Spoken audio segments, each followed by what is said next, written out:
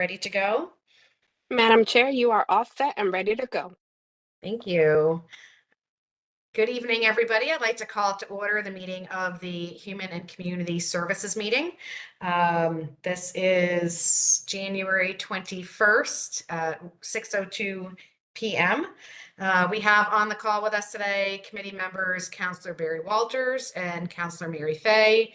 We also have Town Council member Tiffany McGinnis, Town Manager Rick Ledwith, Director of Library Services, Laura Ermster, Director of Human Community Service, Leisure Services, Social Services, Director of all things, Helen Rubino Turco, and we have Gerida with us as well. I'm sorry, Helen, I always forget your job title.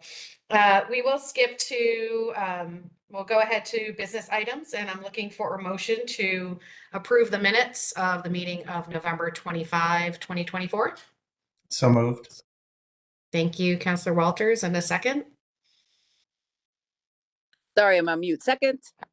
Thank you. Any discussion? If not, the minutes are approved. Do we have any communications, Mr. Manager? We do not, Madam Chair. We could probably move right on to business items. And I think Sounds good. Laura's up first. All right. We will move to staff items for the library report. Good evening, everyone. I'm pleased to share some new programs and services that we're launching in this new year. First up is a building update. Our elevator was finally repaired. We had been down an elevator for several months, but that is now completely working, and we're excited to regain access to the mezzanine level. We have a series of technology classes that we are launching starting this month. They're basic classes for people who want to learn or become more familiar with everyday technology. The first class is on internet and email basics. Participants can learn how to set up a free Gmail account, reply to and send emails, and more. The class will also guide you through basic internet searching and using. We get a lot of requests for technology help, and it can be challenging to do that in the moment when there's a lot of other things going on. There may be other people waiting. So these classes are a great opportunity to provide some focused help on specific topics with instructors who can take the time to walk people through each step. We have 3 classes scheduled on email and internet, iPhones and iPads, and Zoom and virtual meetings. We have 1 session of each class at the Noah Webster Library and 1 at Faxon. And we plan to assess the success of the classes and schedule more in the coming months. We have an update to our children's preschool room. Over the last 2 weeks, the preschool room at the Noah Webster Children's Department has been closed while it gets a much needed refresh. We have a project that's funded by a bequest received from Michael Wilder to the Library Foundation. And this funding has allowed us to update the busiest area in the library. In addition to painting and basic repairs, we're installing a new steam table, magnet wall, new activity panels, and updating the kitchen play area. We also appreciate the assistance of the town's facilities department, who's been installing the new activities and cleaning the area so it's ready for our littlest visitors. And this general bequest also funded computers and furniture at both Bishop's Corner and Faxon, allowing us to update our children's services at all of our locations. Excuse me. You may have heard there's a growing trend among book lovers for the Silent Book Club. This is an opportunity for people to get together, but instead of discussing the same book, they can bring anything they want to read. We are launching one of ours, and the way ours works is the first 45 minutes of the session is for individual reading. And then if you want to, the group can come together at the end to talk about their books and get ideas for what to read next from each other. Our Silent Book Club began in January, and we'll be holding it once a month. Our next meeting is Wednesday, February 19th at 2 o'clock in the Noah Webster Magazine Room. We have a fun event for teens and tweens. There's an author event that's planned for middle school kids starting tonight and wrapping up next week. Tonight, kids and their parents or guardians are attending an intergenerational book club. They're discussing Not Nothing by best-selling author Gail Forman. And next week, Gail Forman will be here at the Noah Webster Library for a presentation, Q&A, and book signing. And the participants of the book club get a free copy of her book that they can bring to have it signed next week. This winter, we're hosting a friendly competition to crown the best book of 2024. Our Winter Madness Book Club book tournament is a bracket-style competition that puts the most popular books from last year head-to-head to see who will come out on top. Members of the public are encouraged to vote each round to advance the books of their choice. First round voting started today and goes through February 2nd, and new rounds open every 2 weeks with a champion crowned at the end of March. You can vote online at our website or in person at any of our library locations. On Saturday, February 1st, we're joining thousands of libraries to celebrate Take Your Child to the Library Day. This is an international initiative that began in Connecticut 14 years ago. The event is intended to raise community awareness about the importance of the library in the life of a child and promote library services and programs for children and families. We know how important the library is to the life of a child. Children who are proficient in reading by the end of grade 3 are significantly more likely to graduate high school, opening doors to a bright future. Library story times and programs for babies and preschoolers teach social and academic skills that directly translate to early school success. Libraries provide key access to internet, Wi-Fi, computers, and other devices, ensuring all children start on a level playing field. And every day, we're creating connections, igniting curiosity, and enriching lives. On this year's Take Your Child to the Library Day, we'll be hosting an author talk with Police Officer David Maliar, reading his book, Officer Dave, and we will have special crafts in the Children's Department from 10:30 to 2:30. And I'm happy to announce that our Sunday hours are returning in February. The Noah Webster Library will be open from 1 to 5 on Sundays, starting February 23rd and running through May 4th. We're currently budgeted to be open 10 Sundays a year, and we've played around with the dates a bit, but we found that opening in the later winter and going into the springtime is a good stretch that seems to serve the most people. Excuse me. I'd like to tell you about a few upcoming programs that we have. We have a community puzzle cozy. We invite you to bring your family, friends, and neighbors when the West Hartford Library and the Elmwood Community Center are hosting a community puzzle cozy. The ECC's auditorium tables will be filled with 300, 500, and 1,000 piece puzzles for all levels and abilities. This is happening February 13th at 6:30 p.m. at the Elmwood Community Center, and we welcome all ages. We have a mental health in the workplace seminar coming up. Join Paul Brainerd, Education and Community Outreach Coordinator for the National Alliance on Mental Health and Mental Illness of Connecticut, to learn how to empower yourself by learning more about mental health for you, your coworkers, and loved ones. This is happening on January 29th at 6:30 in the Noah Webster Meeting Room, and this is for adults. We're starting a new teen crochet club. Here we invite teens to learn the basics of crochet while making fun and functional items. This is open to beginners and experienced crochet artists alike. Our next program is on January 27th at 6 o'clock. This runs every 2 weeks. It's in the Noah Webster Story Room, and we invite any teens to attend. Join us at Bishop's Corner Branch Library as we create fun Valentine cards for you to share with your friends and family. This is happening February 5th at 3:30 p.m. at Bishop's Corner, and this is intended for 2nd through 5th graders. And finally, at the end of February, we have Travel the World with Virtual Reality. You can travel the world all from the comfort of your local library. You can sign up for a 30-minute time slot to try some of our thoughtfully curated virtual reality experiences. This is February 26th. The first session starts at 5:30 p.m. and this is in our Studio 20 South Makerspace at the Noah Webster Library, and we invite ages 12 and up to attend this program. That concludes my report. I'm happy to answer any questions or give you any more information you'd like. Thank you very much. Do committee members have questions? Or Ms. McGinnis?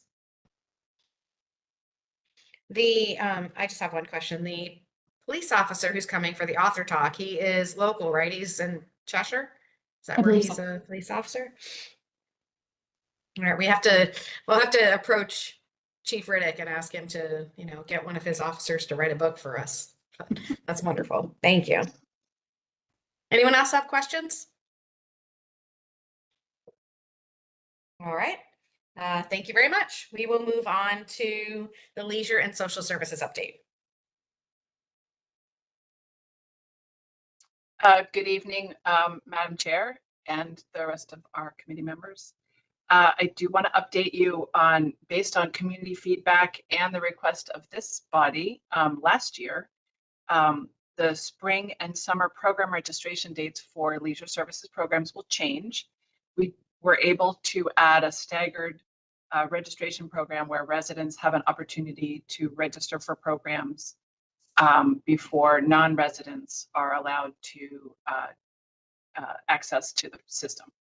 So summer camp registrations will be available on Wednesday, February 5th at noon for residents, and a week later, February 12th at noon for non-residents. As you may recall, our summer camp registration happens on one day, and then a month later, our spring and summer April vacation camps, those all go on up for registration, and those will also be staggered. So residents can sign up for spring programs like April vacation and April vacation events on March 5th, and a week later on March 12th. Non-residents can do that. I also wanted to bring to your attention that the Senior Citizen Advisory Commission has been talking for about a year and a half about addressing some outdated language in their in the ordinance that established their commission. For example, they right now have 5-year terms, and they feel they should be 3-year terms, similar to many of our other boards and commissions. And they also suggested some updated language. So I've been working with them, Corporation Counsel has been working with them to come up with some acceptable language, and they are still discussing it, but eventually that will come to this body to review, and I'll keep you updated on when it's ready. I think we're getting close, and much of the language really revolves around, instead of calling people elderly or retired, we're using the term older adults. So it really fits in with sort of the norm language that we come to expect. In these, I also wanted to bring to your attention that the Leisure Services Scholarship Fund is a bit low. Right now, we have about $6,000 in our account, so we are planning to do some targeted fundraising this spring for direct mail or through some events to raise some funds for the Leisure Services Scholarship Fund. Typically, we spend about $30,000 to $35,000 a year. We provide scholarships, discounted rates for low and moderate income families for their children to attend camp. One of the big event fundraisers that we have currently is the Celebrate West Hartford 5K road race. So we are expecting some income donations to come in from that event, but we are exploring some other options. On the social services side, we are doing very well in the fundraising for the Town That Cares. We are expecting a large legacy donation from the Elmwood Community Church. As you may remember, this church closed its doors and sold its building in Elmwood, but they approached us with a desire to make a legacy donation to the Town That Cares. We do expect that donation to come in. It is $100,000, and we expect it to come in on Friday, this coming Friday. We're not exactly sure of the time, but we will certainly let you know in case you would like to come and be part of the group that welcomes them and thanks them in person for their generosity. Moving on, I did outline in the Leisure Services and Social Services update that was attached to this meeting notice about some prevention activities that are coming up. One is a free screening of the documentary Screenagers, which really talks about how difficult it is to grow up in the age of iPhones and digital access in general, but it is really a very eye-opening documentary. It will be at Sedgwick Middle School at 5:30 on February 11th, and there is childcare that is available for families to bring their kids. there'll also be some other resources that will be on display there. And then we're also working with our youth leadership academy trainings with the public library. And this is open to any high school student. We are running the QPR training, which is the suicide prevention training called Question, Persuade, Refer, QPR. We've done this training. We have a certified social worker. We have a social worker who's certified in QPR training, as well as members of the West Harbor Prevention Council. And they've been doing this training at a variety of locations. This is one of them that's specific for our youth leadership, as well as some other programs that are coming up in March. One of the things that we're very busy doing right now is building our 5-year consolidated plan for community development block grants. And what's exciting for us is that this work is dovetailing with the social services strategic plan that we went through last year. So we're really taking a very close look at our programs and services for low and moderate income families to really improve how we provide these services equitably across all neighborhoods. And so part of that work is also coming to terms with some staff attrition. We've had a number of volunteer coordinators and other food pantry coordinator, as well as a facility supervisor at the Hillcrest Area Neighborhood Outreach Center, all of whom have left for a variety of reasons, retirement or other reasons. And so it's giving us an opportunity to look at how we function and what the best structure for our CDBG staffing will look like for the rest of this year and then going into the future. So one of our recommendations is to create a new full-time position that is funded fully by CDBG, and it's a program specialist. And this person would work with Luan Sika, who is our program coordinator for all of CDBG, but specifically spending half the time working with our very successful housing rehabilitation program. As you may know, this housing rehab program is for low-income homeowners to help them stay in their home and with assistance in the form of low-income,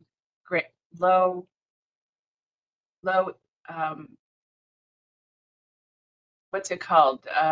Well, grants that have either they're full grants, depending on your age, or there's loans that are very low interest. That was the word I was trying to come up with. So low interest loans.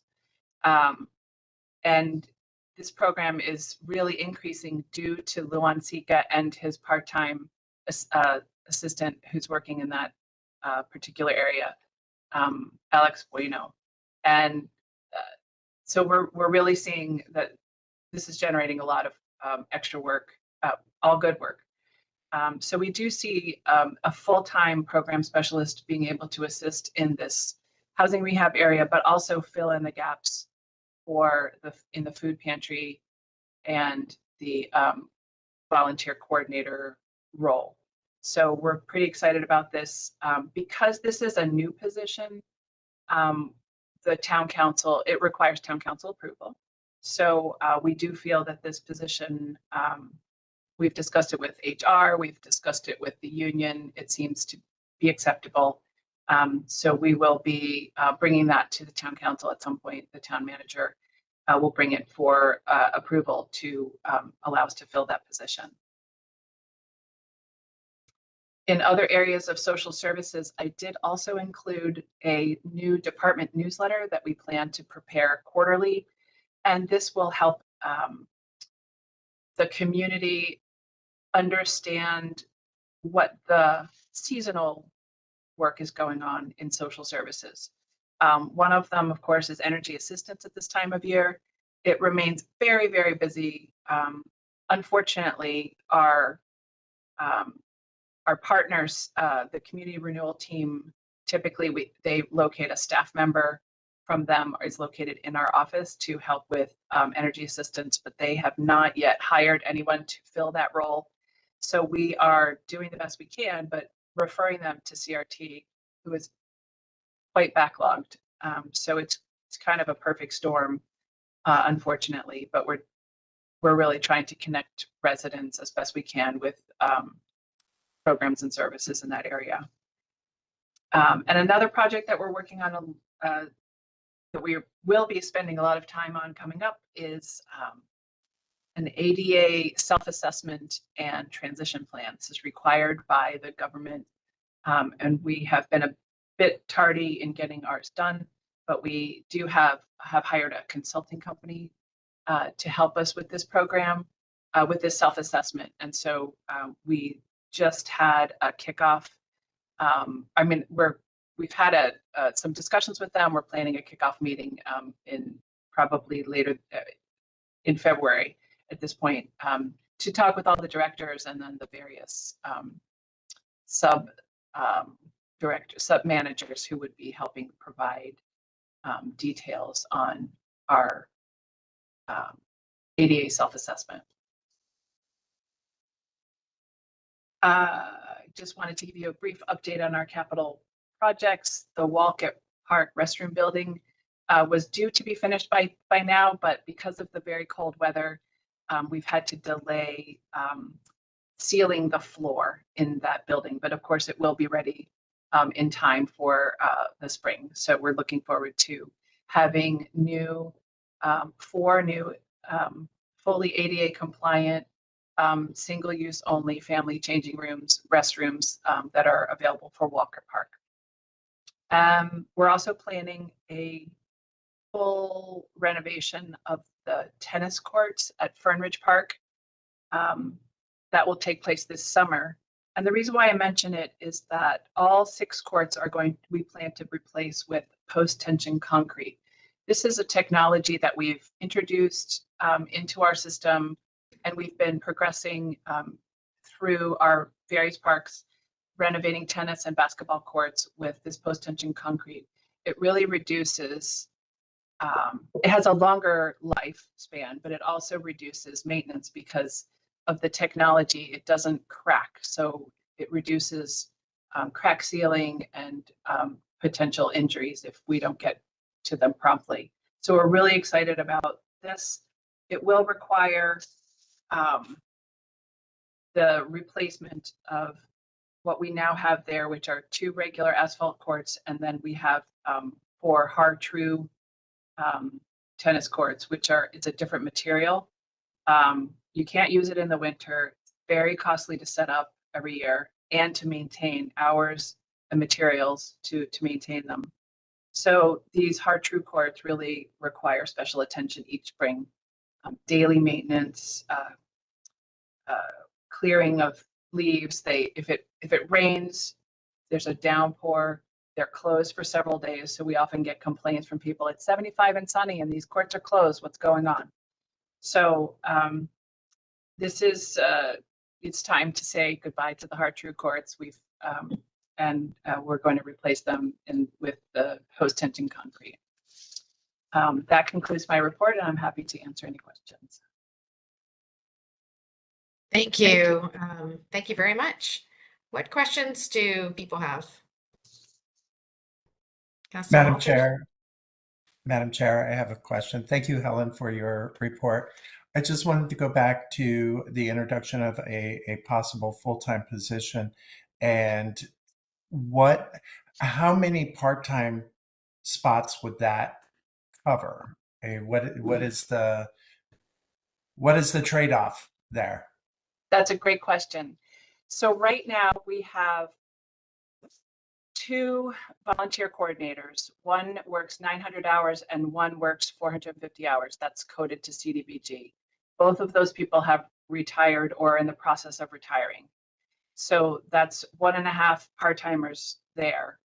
We also have unfilled a position at the Hillcrest Area Neighborhood Outreach Center as a facility supervisor. That person has left. So that's a second full, part-time position. A third part-time position is our food pantry coordinator. She also left for a different job. And the food pantry actually takes 2 people. One person orders the food, manages the volunteers that sort the food, buys food in case there's we're running low, and also coordinates the distribution at the curb. A second person also facilitates that, but is primarily in charge of doing home deliveries or delivering food to some of our senior housing locations, and people who are homebound. So there's quite a lot of that activity. We also have the person who works in housing rehab. So we have a part-timer who exclusively works in housing rehab. So basically it's 4 or 4.5 part-timers would be replaced with one full-timer. We still have a part-timer who would do the food pantry outreach and delivery, and we would we're rethinking the way we engage with the Hillcrest Area Neighborhood Outreach Center. We're continuing to support it, but by and large, the activities there are done by the Board of Ed. So the town, the housing authority owns the facility. Our social services budget supports the lease and the maintenance, but the Board of Ed really is the entity that is running the homework center and the enrichment program in the summer. So we'll continue to liaise with them, but they're taking that on and we'll continue to support that. Okay. Thank you, Helen. And I'm sure that Town Manager Ledwith, when it gets to the point, will explain the cost offsets and where that all comes in. 'Cause I think we all want to do what makes the best sense for the services that we have. And so, but thank you. And I'll look forward to more information. Yes, I did want to remark that this is fully funded by our CDBG program. So it's not tax dollars, number one. And number two, it still keeps us within the percentage maximums that we can do. We can only spend a certain percentage of our CDBG allocation on administration and a certain percentage on programs. And so this also, we stay within that. The bulk of our CDBG is really on the housing rehab and on our community development programs. So handicapped accessibility or renovations in low and moderate income neighborhoods. Okay. Thank you, Helen. You're welcome. Are there other questions? Counselor Fay, Counselor McGinnis? I had a question about Counselor McGinnis? through you, Madam Chair. I had a question about the tennis courts, the ones you were talking about that like flood and all that. When were those installed originally? That type of service, do you know? I don't know the answer to that question. I'd be happy to do some research on that, but they But have. It's been a long time, It's been a right? long time. Okay. It's been 20 years. Yeah. Okay. There are very few municipalities in the state that support hard true courts. There are private tennis clubs that have them, including in West Hartford. But it is very costly and limiting. And so we have made this decision to swap them out. Okay, thank you. Are there other questions? I just wanted to take the opportunity to thank you, Helen, you and your team for making those changes to the registration, particularly allowing residents to register for these programs earlier than non-residents is responsive to what we had heard from people across town last spring, and really appreciate your finding a way to make that work. Our pleasure. All right. Any other comments or questions on this report? If not, thank you so much. Any requests for future agenda items? Thank you, Madam Mr. Chair. Manager? Just wanted to remind the committee that we will be inviting our architect for our new community center, senior center, library, GWWO, to our next meeting. If possible, if it pleased the committee, we could do that meeting in person. If we were to get enough counselors to join us, otherwise we could continue with the virtual setting. But having sat through a recent presentation from the architect, I think it would be a great in-person opportunity. So we'll leave that up to the committee, but that would be February 24th at 6 p.m. Yes, I heartily endorse the in-person for the architecture presentation. So let's go forward with that. Great. And try to make that happen. Thank you. All right. Anything else? If not, without objection, we will adjourn the meeting at 6:32 p.m. Thank you so much, everybody. Have a great night. Thanks, everyone. Have a good night. Thank you.